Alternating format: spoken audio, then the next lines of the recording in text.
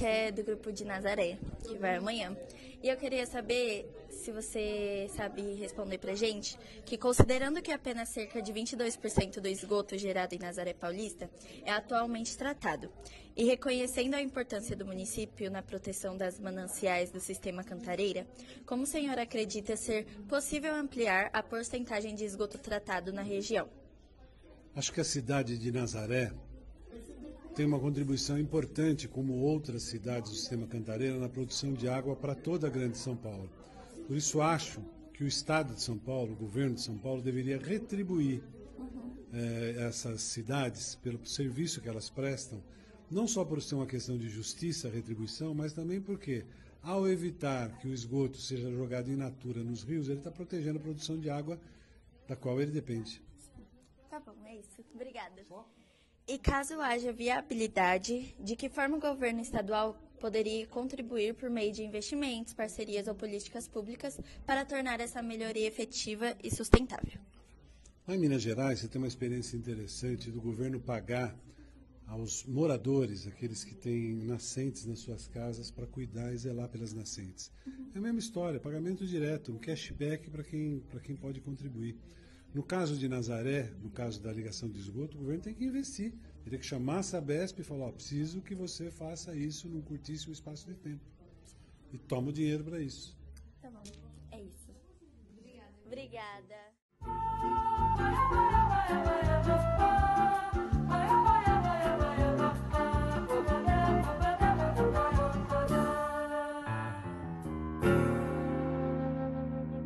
Vai minha tristeza e diz a ela que sem ela não pode ser. Diz-lhe numa prece que ela regresse, porque eu não posso mais sofrer. Chega de saudade, a realidade é que sem ela não há paz, não há beleza, é só tristeza e a melancolia que não sai de mim, não sai de mim, não sai. Mas ela voltar, que coisa linda, que coisa louca, pois há menos peixinhos a nadar no mar do que os beijinhos que eu darei na sua boca.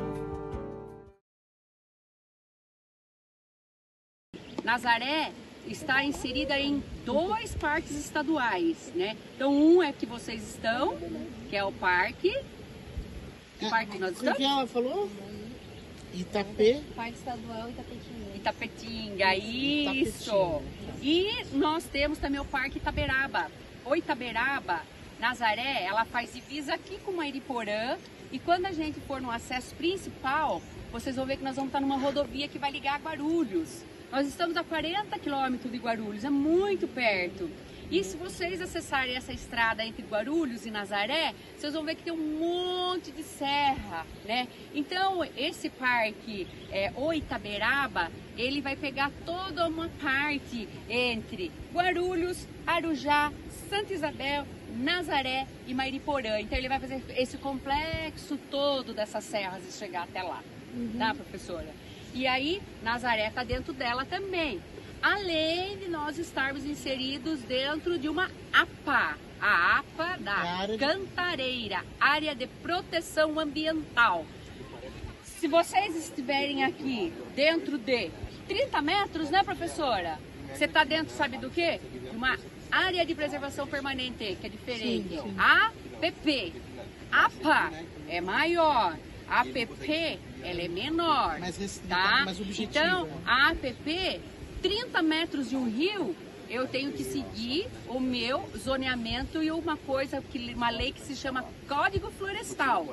Então eu não posso construir aqui, eu não posso derrubar aquela árvore, eu não posso colocar a máquina e fazer movimentação de terra, eu não posso fazer nenhum tipo de exploração. Por quê? Entende que são as áreas para crescerem as matas ciliares. E a mata ciliar é como se fosse o cílio da gente que não deixa secar os olhos. A mata ciliar não vai deixar secar os rios, tá? Então é isso. Então, APP menor, 30 metros a depender da largura do rio, e APA maior, onde ela cria um regramento. Aí vocês falam assim, né? Puxa vida, né? Mas então Nazaré está dentro de 2 parques e uma APP. Então os nossos desafios ambientais são gigantes, professor. Gigantes. Quando a gente fala em áreas, em preservação, a gente também fala em proibições, porque a gente está falando de um território municipal onde as atividades acontecem. Eu posso qualquer indústria na cidade, no município de Nazaré? Eu não posso, porque eu tenho impedimento, né? Eu posso fazer qualquer coisa que seja sem obedecer ao meu plano de manejo, que eles chamam? Não posso, porque eu tenho impedimento ambiental. Mas ao mesmo tempo que eu tenho todo impedimento, também falta políticas públicas, professora, para que se volte, faça um trabalho, um olhar com as propriedades que ficaram, com o homem do campo que foi expulso quando foi colocada a represa. Então a gente escuta muitas histórias ali de dentro de Nazaré, né, de famílias que teve lá os arrimos de família que se suicidou. Por quê? Porque antes que ele tinha uma casa e no quintal da casa servia para colocar lá mais filhos morando junto, à medida que a represa veio e inundou, esse pessoal todo foi removido. E também houve os laços familiares desfeitos, porque o pai foi para um lado, o irmão foi para um lado, outro irmão foi para outro lado, e assim também se desfez os laços familiares, né? E aí tem todo um sentimento, né, de quando a gente olha para a represa, que ela é muito bonita, né? Então pra gente quando olha, eu por exemplo sou encantada com água, professora, né? Mas existe um sentimento também, né, daquele, né, de tudo o que ocorreu, né, um sentimento, uma mágoa da represa vir e cobrir todo o território por parte da população do local. Né? Mas por quê? Por conta disso mesmo, porque à medida que tirou todos eles da propriedade, você imagine, quando a gente tem um terreno da gente, a gente tem as características da gente enraizada dentro daquele local, não é isso? Sim. A flor que a gente planta, a árvore que a gente coloca, né? A casa, né? Enfim, tudo aquilo que você cria e que tem o pertencimento e que faz parte do dia a dia da gente, né? E de repente fala, não, vocês vão sair daqui porque o governo vai inundar tudo. E foi isso que aconteceu com a cidade. Mas eles não receberam terrenos? Professora, houve muita especulação, né, Mari, em cima disso. Houve muitas pessoas que entendiam, que, né, chamados advogados, que acabaram ganhando, recebendo, e dizia que o governo não pagou. Né, preços muito abaixo daquilo que eram de dentro de mercado. Uma coisa, essa estrutura familiar que você falou, a população mais antiga daqui é de origem indígena? Indígena e um pouco dos bandeirantes também, né, Mari? Sim, não mas portuguesa também. Porque tem aqui é caminho, aqui né? Fazia parte do caminho para as Minas Gerais. Isso, né? isso tá aí. Perfeito. Tá. É porque isso de morar aqui de perto, assim, é característica dos povos originários, né? Que legal sua explicação aí, pessoal. Para quem não está, às vezes, viajando, ela deu aula aí de licenciamento ambiental, ela licença de licença prévia, de instalação, de operação e as condicionantes, que o pessoal acabou sofrendo com isso, ou seja, eles... Para fazer iluminação pública, sim, eu estou trabalhando a sustentabilidade, né? Eu posso trabalhar leis e tudo mais que preservem o entorno da represa? Sim, eu estou trabalhando a sustentabilidade. E nós temos um problema maior também, professor. Como a gestão da represa não é do município, é da Sabesp, muitas das coisas que a gente faz também acaba se perdendo porque a Sabesp tem a gestão. Né? Então a gente também vive num território conflituoso entre os interesses. Né? A terceirização ela chegou, mas ainda não houve avanços dentro de tratativas. E eu digo que se a terceirização, né, se a própria Sabesp perceber o que ela tem em mãos, que dá para ela trabalhar o social e econômico com esses municípios que têm o reservatório, eles vão ganhar e muito. E muitas das vezes eles vão reverter até social até em pontos positivos para o governo, né? Então, do tipo assim, enquanto eu não tinha ação nenhuma, hoje eu estou tratando com aquela comunidade que está no entorno do reservatório, mas isso ainda não ocorreu. Em novembro a gente já está nos preparativos para fazer os 350 anos, que a gente vai comemorar no ano que vem. A nossa cidade, a diocese, como vocês, acho que vocês já sabem, né? A grande maioria das cidades por aqui em São Paulo e Minas Gerais foram fundadas pelos bandeirantes. Nós fomos fundados por bandeirantes também. E a nossa população, ela é miscigenada principalmente pelos portugueses e pelos indígenas aqui presentes no Brasil inteiro, né?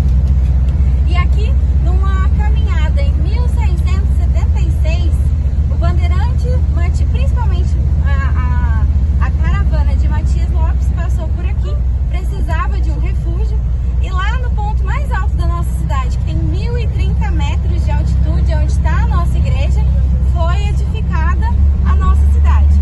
Antigamente as cidades eram fundadas principalmente assim, né? A nossa cidade, ela é predominantemente católica devido à cultura de fundação, e as cidades eram fundadas desse jeito. Chegou, fez uma igreja ao redor da igreja e começava a civilização, e assim também foi fundado Nazaré Paulista, né? E o nome da nossa cidade é pela padroeira Nossa Senhora de Nazaré. E a cidade começou ali no ponto mais alto, onde eles precisavam de refúgio. Como era naquela época, também tinha uma guerra entre quem estava fazendo a colonização e os povos já pertencentes no local, eles precisavam de um lugar que eles conseguissem se refugiar e estarem protegidos. Então eles procuraram um lugar mais alto, que ali de cima eles conseguiriam se proteger e estar preparados para um provável ataque do povo que já estava habitando aquele lugar. Então nossa cidade foi fundada no ponto mais alto. Não só o povo também, mas as feras, né, que tinham, porque era praticamente mata virgem, né? Então tinha as feras, onça, esses animais aí que o pessoal tem medo. Então, do ponto alto dá pra ver tudo isso, né? Caso estivesse chegando algum animal feroz. Isso, para se defender. E assim foi fundada a nossa cidade. A gente tem, a professora perguntou, a gente tem cerca de 18 mil até 22 mil habitantes. Nosso último censo é de 18 mil, mas a gente trabalha com o número de mais ou menos 22 mil habitantes, né? Como eu já falei, a população ela é predominantemente católica, por conta da fundação. O que mais eu tenho que falar para vocês? A gente vai passar na frente do nosso principal, da última principal fachada de casa que a gente tem aqui. É um casarão de 1917. Foi a primeira pousada, casa de pensão antigamente, né? Que eles chamavam. Era da dona do prefeito, que ficou por muitos anos, Dona Sinhá, uma senhora que recebia as pessoas que vinham para a cidade, era ali onde eles se hospedavam, e também principal casa de refeição ali. E aí depois a gente vai fazer a visita na nossa igreja, que foi fundada em 1676. Aí a gente teve a última reforma, a gente vai ver as pinturas lá dentro, ela é maravilhosa por dentro, e lá dentro eu vou um pouquinho da pintura para vocês.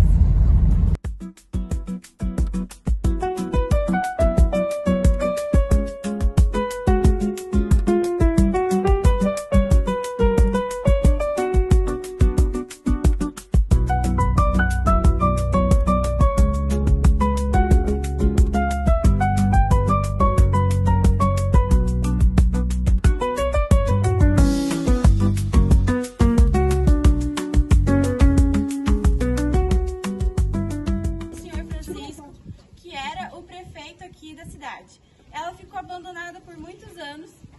A construção se deteriorou, virou propriedade da prefeitura, e a gente manteve a fachada para conservar a arquitetura, e futuramente a gente vai ter um projeto cultural aqui dentro. E aí a gente vai ter um projeto cultural dentro para a gente utilizar a fachada, que mantém a arquitetura da época, né? E como vocês podem ver, a gente tem uma vista maravilhosa aqui. Aí agora vocês podem aproveitar.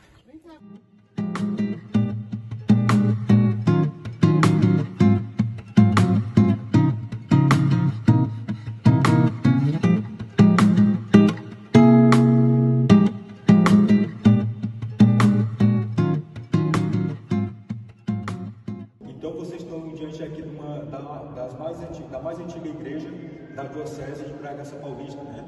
Ou seja, a Diocese de Bragança Paulista é um território muito grande. Se estende desde São Paulo a Jundiaí e depois Minas Gerais, um pouco mais ainda. Então, é uma diocese muito grande. E dentro desse território, essa igreja aqui, quando ela foi fundada não por missionários, digamos, católicos, como é comum de acontecer, né? Que um grupo de espanhóis ou de italianos sai para poder fazer uma missão dentro dos interiores do Brasil. Essa região aqui, sobretudo de São Paulo, a maior parte das igrejas foi fundada por pessoas muito bem católicas, né? Que também não deixam de ser missionários, mas porque eram pessoas casadas, eram pessoas que eram catequizadas dentro da igreja e queriam partir para o interior e levar um pouco da fé para os povoados que já existiam, né? Então, essa igreja aqui, quando os bandeirantes saíram por São Paulo, todo o território também de São Paulo, eles vieram para essa região aqui no intuito de poder conhecer os povoados que haviam.